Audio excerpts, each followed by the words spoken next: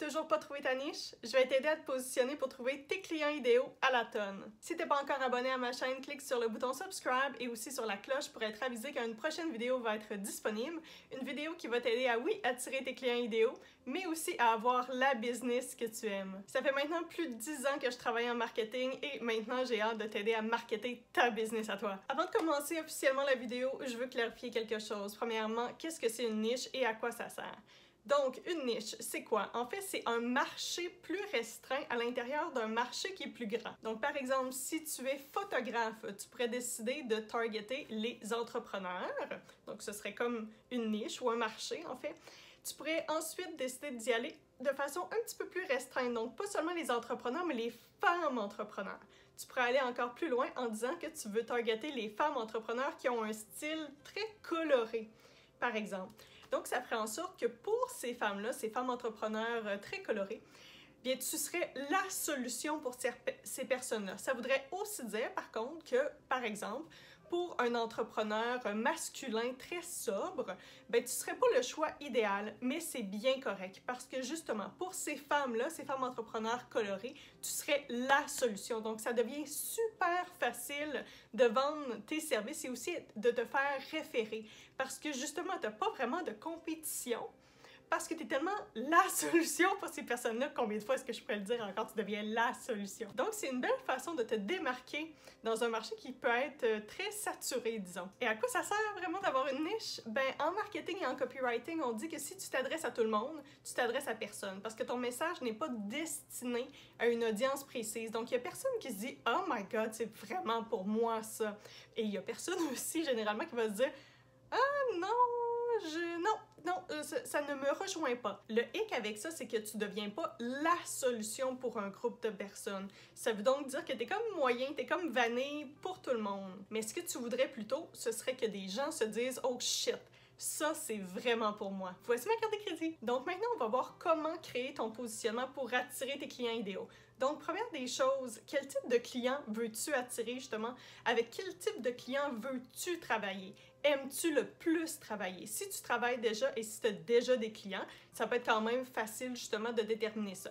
Tu peux regarder depuis le début de ton entreprise, dans le fond, les clients avec lesquels tu as eu le plus de plaisir à travailler, que justement, c'était pas vraiment du travail, puis tu te disais vraiment, OK, là, je suis vraiment dans ma zone de génie, ça se passe bien, je peux vraiment aider cette personne-là, j'arrive à lui donner des résultats vraiment probants. Donc, prends le temps vraiment d'y penser, puis même, regarde cette vidéo-là en premier, en entier, et par la suite, je te dirais de la réécouter et de faire pause après chacun des éléments que je vais te mentionner, il y en a 4 en tout, et puis vraiment prendre le temps d'y réfléchir. Maintenant, quel type de client souhaites-tu éloigner?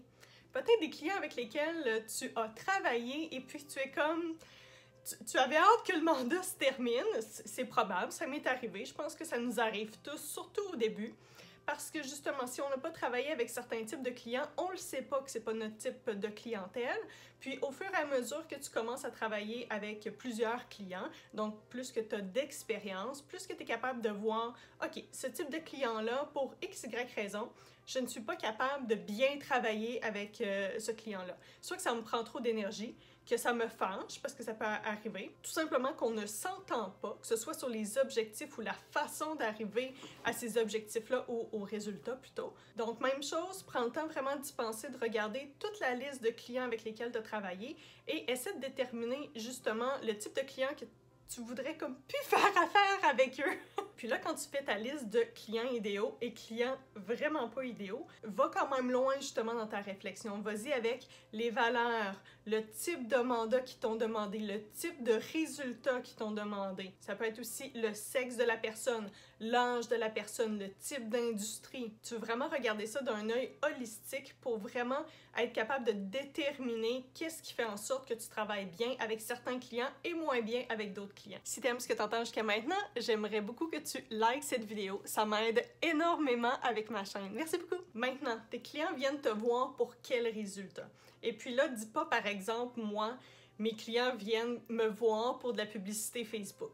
Oui, un peu, mais en réalité, c'est parce qu'ils veulent attirer les bons clients. Facebook est une façon, justement, d'aller chercher ces clients-là, de se mettre visible devant la clientèle idéale, mais par contre, c'est pas vraiment ça qu'ils achètent. Je vais donner un autre exemple probablement plus parlant encore. Si par exemple tu vas dans une quincaillerie et tu vas acheter des clous, oui tu achètes des clous, mais c'est pas vraiment des clous que tu achètes. Parce que par exemple, si tu as un cadre que tu viens d'acheter, un cadre qui a une certaine signification pour toi.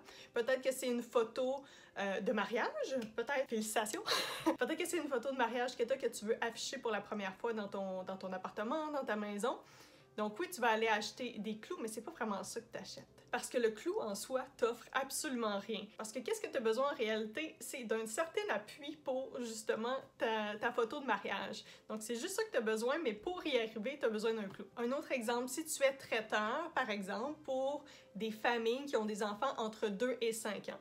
Par exemple, la mère qui décide d'y aller avec tes services, donc d'acheter tes services et tes plats préparés, c'est pas vraiment ça qu'elle achète. Elle achète une tranquillité d'esprit, elle achète aussi une assurance qu'elle nourrit bien sa famille et qu'elle prend soin de sa famille en leur donnant des plats qui sont préparés, oui, mais qui sont santé aussi, quelque chose qu'elle est peut-être pas capable de faire par elle-même. En lui vendant, dans le fond, oui, ce service-là de préparation de plats, ça peut l'aider aussi à être une mère qui est plus positive, une mère qui est plus posée, une mère qui est plus présente pour ses enfants.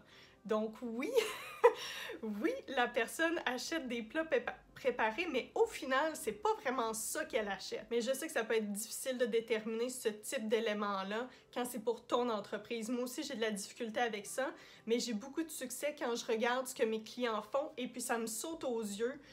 En fait, qu'est-ce qu'ils vendent. Donc, inquiète-toi pas si tu doutes. Je t'encourage, si justement tu te questionnes à savoir est-ce que c'est vraiment ça qu'ils achètent, à écrire ta réponse dans la section des commentaires, puis je vais réviser. Puis aussi, les autres personnes qui regardent la vidéo pourront réviser et peut-être te donner un petit peu d'insight sur qu'est-ce que tu devrais faire. Puis, est-ce que tu as vraiment déterminé ce que la personne achète vraiment. Puis, par rapport aux résultats aussi, tu peux avoir une préférence de type de résultat que tu aimes offrir. Par exemple, peut-être que tu te sens mieux d'offrir un certain résultat parce que ça va mieux avec tes valeurs. Peut-être que c'est moins, ça focus moins sur l'argent, peut-être qui est créé, qui est généré par certaines actions que tu offres. Puis peut-être que toi, tu préfères y aller plus avec tout ce qui est fulfillment, la joie, la tranquillité d'esprit, dépendamment de ton type de personnalité aussi. Ça peut être une façon d'aller qualifier ta niche. Je voulais mentionner aussi, par exemple, moi quand j'ai commencé, je disais que j'étais copywriter et puis je me suis aperçue que mes clients ne savaient pas c'était quoi. Dans le domaine marketing, de publicité, on dit que c'est des concepteurs, rédacteurs, puis c'est un terme qui est bien connu aussi du milieu. Par contre, mes clients ne savaient pas c'était quoi. Par exemple, ma première cliente m'a dit: je cherche quelqu'un pour faire des publicités Facebook. Je ne sais pas si c'est quelque chose que tu offres. Je vois que tu es copywriter. En réalité, pour moi, ça disait clairement justement que je faisais des publicités, étant donné que je fais des concepts publicitaires. Mais tu dois aussi penser à comment ta clientèle idéale, comment est-ce qu'elle pense, c'est quoi les termes qu'elle utilise. Donc peut-être que c'est pas le terme précis qu'on utilise dans ton industrie, mais peut-être c'est un autre terme. Puis depuis que j'ai commencé à me positionner comme étant une spécialiste des publicités Facebook et Instagram, là, tout d'un coup, ça fonctionne bien. Puis maintenant, la dernière étape, c'est le montage final de ton positionnement. Donc, qu'est-ce que tu vas faire? Je vais te présenter une formule ici, puis tu as tout simplement à remplir les espaces vides. Ton positionnement devrait ressembler à ceci. J'aide les X à Y grâce à Z. Le X ici peut être qualifié de différentes façons. Ça peut être psychographique, ou est-ce que c'est beaucoup par rapport aux valeurs, aux façons de penser de ta clientèle. Par exemple, ça pourrait être, si on parle de Whole Foods, c'est des gens qui sont très axés sur le plein air, la santé holistique aussi, qu'on pourrait dire crime 2 fois dans la même vidéo. On dirait que ça devient mon mot favori. Ça pourrait aussi être démographique, par exemple, les jeunes femmes monoparentales. Mais comme tu le vois dans l'exemple que j'ai donné par rapport aux femmes entrepreneurs, ça pourrait être démographique.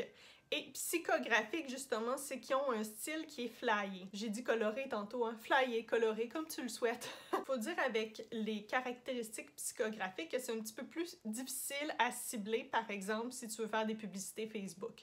Parce que ce n'est pas le type d'élément, dans le fond, que tu peux cibler directement quand tu vas monter ta publicité. Par contre, avec le message que tu vas véhiculer, donc tout ce qui est ton copywriting, que ce soit sur ton site web, que ce soit sur tes médias sociaux, dans tes publicités, name it. C'est là que tu vas pouvoir aller parler directement à un type de client, donc un type de clientèle, puis que tu vas vraiment pouvoir faire un home run avec ces gens-là. Si tu veux avoir mon avis et l'avis de la communauté sur ton nouveau positionnement, tu peux l'écrire dans la section des commentaires. On va regarder ça pour toi. Maintenant que tu as ton nouveau positionnement, tu dois réviser tes outils marketing pour faire en sorte qu'ils reflètent tous ton nouveau positionnement et que ce soit cohérent. Et si tu veux t'assurer de ne rien oublier, j'ai préparé une checklist avec tous les endroits que tu dois réviser justement pour faire en sorte que ton nouveau positionnement se retrouve partout. Si tu veux ma checklist, le lien est dans la description de cette vidéo-ci. Maintenant, écoute cette vidéo-ci et abonne-toi à ma chaîne pour d'autres vidéos marketing pour t'aider avec ta business. Bye bye, bonne journée!